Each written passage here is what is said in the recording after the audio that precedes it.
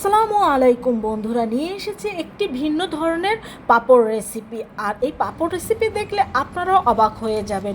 মুচমুচে এই পাঁপড় তৈরি করে আপনারা কিন্তু সারা বছর জুড়ে সংরক্ষণ করতে পারবেন। আর এই পাঁপড়টা আমি তৈরি করেছি কিন্তু ভাতের মাড় দিয়ে। আর ভাতের মাড় দিয়ে এই মজাদার পাঁপড়টা কীভাবে খুব কম সময়ে তৈরি করব সেই রেসিপি আজকে শেয়ার করব। তো প্রথমে আমি এখানে 2 কাপের মতো ভাতের মাড় নিয়ে নিয়েছি। এখন এই ভাতের মাড়ের মধ্যে আমি দিয়ে দেব 1 চামচ পরিমাণ চালের গুঁড়ো। আর ঠিক এই চামচটাই মেপে আমি দিয়ে দেব 1 চামচ পরিমাণ আটা, আর দিয়ে দেব স্বাদ মতো লবণ। এখন এই উপকরণগুলো আমি ভাতের মাড়ের সাথে ভালোভাবে মিশিয়ে নেব। বন্ধুরা, এখানে একটা কথা রয়েছে, যদি ভাতের মাড়টা ঘন হয় সেই ক্ষেত্রে কিন্তু চালের গুঁড়ো বা আটাটা কম বেশি লাগতে পারে। দিয়ে দিলাম সামান্য কালো জিরে। এই কালো জিরেটা পাঁপড়টাকে কিন্তু আরও অনেক বেশি সুস্বাদু করবে। আর এই ব্যাটারটা কিন্তু খুব পাতলা একটা ব্যাটার হবে, এটা কিন্তু ঘনও হবে না আবার মিডিয়ামও হবে না, একেবারে পাতলা, দেখেই বুঝতে পারছেন।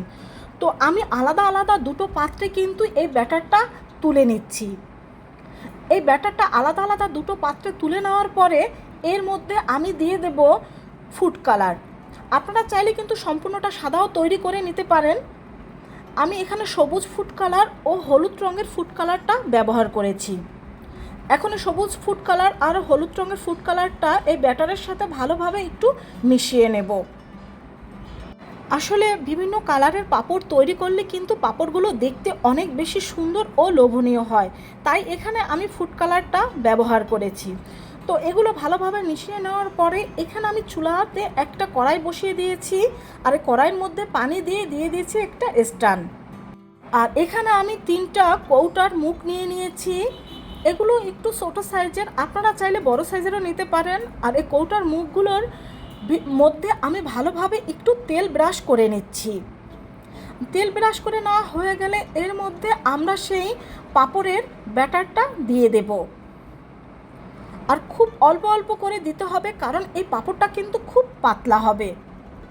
তো এখানে কিন্তু আমি 3 কালারের 3টা পাঁপড়ের ব্যাটার দিয়ে দিয়েছি। আর এই পাঁপড়টা কিন্তু খুব সহজে এবং কম সময়ে তৈরি করা যায়। তো পানিটা কিন্তু এর মধ্যে ফুটে উঠছে। ফুটে ওঠার পরে এর মধ্যে আমি একটা একটা করে এই পাঁপড়ের মোল্ডগুলো দিয়ে দিব। এটাকে দিয়ে দেওয়ার পর এখন আমরা এটাকে ঢেকে দেব। আর এটাকে ঢেকে দিয়ে আমরা 30 থেকে 40 সেকেন্ড অপেক্ষা করব, এর বেশি সময় লাগবে না। তো এরই মধ্যে আমাদের কিন্তু পাঁপড়গুলো তৈরি হয়ে গিয়েছে। এখন এগুলোকে আমি নামিয়ে নেব। দেখলে তো বন্ধুরা, কত কম সময় এবং কত সহজেই এই পাঁপড়গুলো তৈরি করে নেওয়া যায়।